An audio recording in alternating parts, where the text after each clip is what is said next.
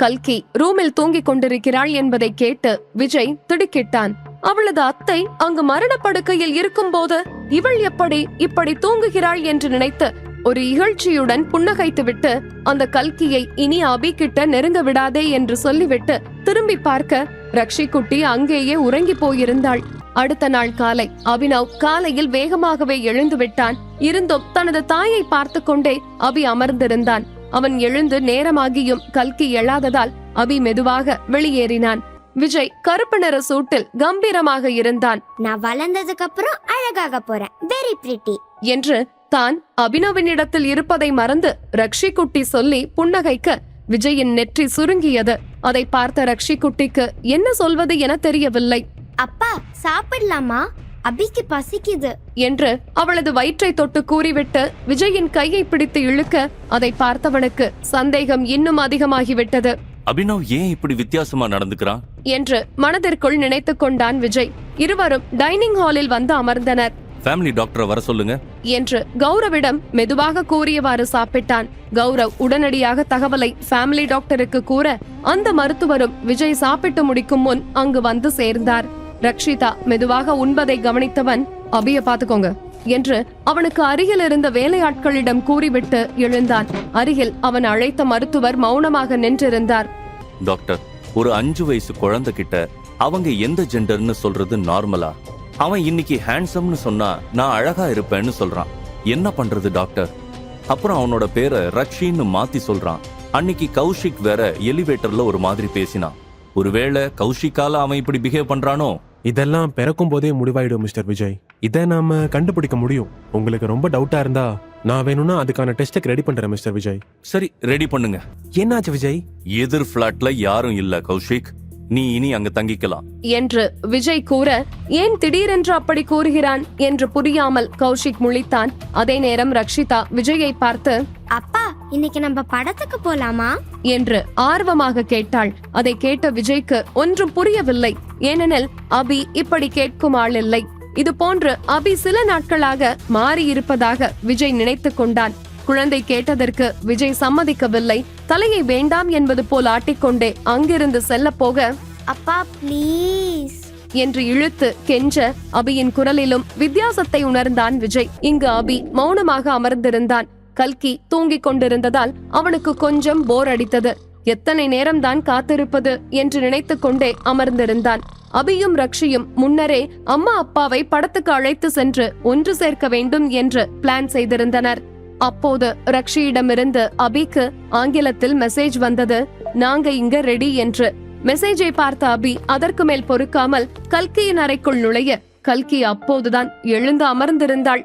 ரக்ஷி, போலாமா? போலாமா? மம்மி நீங்க அழகா இருக்கீங்க. நீயும் பார்க்க அழகா இருக்க. நோ மம்மி, நான் ஹேண்ட்ஸமா இருக்கேன். சரி சரி, நீங்க ஹேண்ட்ஸமா இருக்கீங்க. இப்ப படத்துக்கு போலாமா வேண்டாமா என்று கேட்டவள் அவனை தூக்கிக் கொள்ள அபி அசடு வழிந்தான். அதை பார்த்த கல்கி சிரித்துவிட அவனும் சிரித்து விட்டான். அபி முகத்தை மறைக்கும்படி மங்கி கேப்பும் கூலிங் கிளாஸும் அணிந்திருக்க அதை பார்த்து கல்கி, பேபி தியேட்டருக்கு எதுக்கு மங்கி கேப்? அங்க நிறைய பேர் இருப்பாங்க, எதனா இன்ஃபெக்ட் ஆயிடுச்சுன்னா. சரி, அப்ப கூலிங் கிளாஸ் எதுக்கு? அது ஸ்டைலுக்கு. ஐயோ முடியல என்றாள் கல்கி. இருவரும் சிரித்துவிட்டு படம் பார்க்க கிளம்பினார்கள். இருவரும் தியேட்டரில் நுழைந்து சீட்டில் அமர்ந்தனர். அவர்கள் அமர்ந்து சிறிது நேரத்தில் விஜயும் ரக்ஷி குட்டியும் வந்து சேர்ந்தனர். விஜய்க்கு கூட்டமான பெரிய திரையரங்குகளுக்கு சாதாரணமாகவே செல்ல பிடிக்காது. அங்கு சுவாசிக்க நல்ல காற்று இருக்காது என்பதால் அபியையும் கூட்டி வருவதில்லை. இன்று அபி வற்புறுத்தி கூப்பிட்டதால் மறுக்க மனமில்லாமல் அவர்களுக்கென்று தனி ஷோ புக் செய்ய முடிந்திருந்தும் அவனை ஏமாற்ற மனமில்லாமல் அவசரகதியில் வந்திருந்தான். விஜய் எப்போதும் அபியின் ஹெல்த் மீது மிகவும் கான்சியஸாக இருப்பான். அதனால் அபி என்று நினைத்து ரக்ஷி குட்டிக்கும் மங்கி கேப் அணிவித்து அழைத்து வந்திருந்தான். அப்பா இறுக்கமா இருக்குப்பா, வேண்டாம்பா. அபி, உனக்கு ஈஸியா சளி பிடிக்கும், ஒழுங்கா போடு, இல்லன்னா லெட்ஸ் கோ ஹோம் என்று மிரட்ட ரக்ஷி குட்டி அம்மா அப்பாவை சேர்க்க முடியாதே என்ற பயத்தில் அமைதியானாள். படம் போடப்பட்டிருந்ததால் தியேட்டரின் உள்ளே இருட்டாக இருந்தாலும் கல்கியின் முகம் பிரகாசமாக இருந்தது.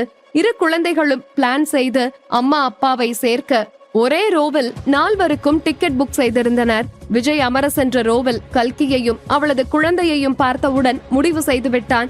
இது கல்கியுடைய வேலையாகத்தான் இருக்கும் என்று. கல்கி பாதி கண்களை மூடியபடி தூங்கி வழிந்து கொண்டிருந்தாள். அவர்கள் வந்ததை அவள் கவனிக்கவில்லை. விஜய் கல்கியை பார்த்தவுடன் திரும்பி செல்ல எத்தனித்தான். ஆனால் அபியின் மனநிலையை மனதில் கொண்டு சீட்டில் அமர்ந்தான். கல்கியின் பக்கத்தில் அமர பிடிக்காமல் ரக்ஷி குட்டியான அபியை அமர வைத்தான். கல்கியின் பக்கம் அபி அமர்ந்திருந்தான்.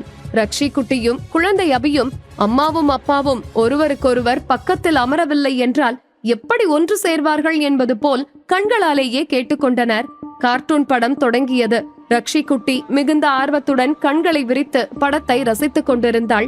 திடீரென ரக்ஷி குட்டிக்கு பாப்கார்ன் ஸ்மெல் வரவும் தான் அப்பாவுடன் வந்தோம் என்பதை படம் பார்க்கும் ஆர்வத்தில் மறந்து பக்கத்தில் இருந்த அம்மாவை தட்டி, அம்மா பாப்கார்ன் வேணும் என்றாள். அரை தூக்கத்தில் இருந்த கல்கியும் கொட்டாவி விட்டபடி தன் கையில் வைத்திருந்த பாப்கார்னை எடுத்து ரக்ஷி குட்டியின் மங்கி கேப்பை லேசாக வாய்ப்பகுதியில் தூக்கிவிட்டு பாப்கார்னை அவள் வாயில் ஊட்டினாள். இதனை கவனித்த குழந்தை அபினவ் அதிர்ச்சி அடைந்தான். தன் குழந்தை அபிக்கு கல்கி பாப்கார்ன் ஊட்டியதை கவனித்த விஜய்க்கு ஆத்திரம் பொங்கிக் கொண்டு வந்தது. எவ்வளவு தைரியம் இருந்தா அவ பொண்ணுக்கு ஊட்டாம என் பையனுக்கு ஏன் எதிரவே ஊட்டுவா என்று கோபமாக கல்கியை முறைத்துக் கொண்டிருக்க, பக்கத்தில் இருந்த யாரோ கல்கியை பார்ப்பது போல் உணர அவள் அவளது இடது பக்கத்தில் திரும்பி பார்க்க அங்கே விஜயின் கோபக் கண்கள் அவளை முறைத்துக் கொண்டிருப்பதைக் கண்டு திடுக்கிட்டாள். இது கனவா நிஜமா என்று ஒரு நொடி ஆடி போய்விட்டாள். விஜய் எப்படி இங்கு தியேட்டரில், அதுவும் தனது பக்கத்து சீட்டில் என்று குழம்பினாள். கல்கியின் தூக்கம் காணாமல் போயிருந்தது. அவனை பார்க்காமல் திரும்பிக் கொண்டு யோசிக்க தொடங்கினாள். இது உண்மையாவே கோஇன்சிடென்ட்டா இல்ல விஜய் நான் தான் மயூரன்னு கண்டுபிடிச்சிட்டாரா என்று நினைத்தவள் அந்த சூழ்நிலை வேகமாக பிரச்சனைக்குரிய இடமாக மாறப்போகிறது என்று அவளது உள்மனது சொல்லியது. கல்கி அவனை பார்க்காதது போல் நடிக்க முயற்சி செய்தாள். ஆனாலும் அவளை விஜய் முறைத்துக் கொண்டே இருப்பது போல் அவளுக்கு தோன்றியது. உண்மையில் விஜய் அவளை முறைத்துக் கொண்டுதான் இருந்தான். நெருப்பை கக்கிக் கொண்டிருந்தது அவனது கண்கள். கல்கி மெதுவாக விஜயின் பக்கம் திரும்பி, what a coincidence mister Vijay, உங்களை இங்க பாப்பேன்னு நான் நினைச்சு கூட பார்க்கல. கோஇன்சிடென்ஸா? நாம ஒரே படத்துக்கு வந்திருக்கிறோம். சரி, அத கூட விட்டுறலாம். ஒரே ரோ, பக்கத்து சீட்டு. என்ன ஒரு கோஇன்சிடென்ஸ் என்று கிண்டலாக அவள் பேச்சை நம்பாதவனாக கேட்க, கல்கி அவன் பேசுவது புரியாமல் விஜய் அவளை சந்தேகிக்கிறான் என்பதை புரிந்து கொண்டு, என்ன சொல்ல வரீங்க மிஸ்டர் விஜய்?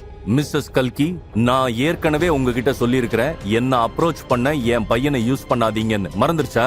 அதை கேட்ட கல்கி அதிர்ச்சி அடைந்தாள். எப்படி ஒருவன் தன்னை மீண்டும் மீண்டும் தவறாக புரிந்து கொள்வான் என்று அவளுக்கு ஆச்சரியமாக இருந்தது. அதை தாங்கிக் கொள்ள முடியாத கல்கி, மிஸ்டர் விஜய், நீங்க அழகானவர் தான், ஹேண்ட்ஸமானவர் தான்.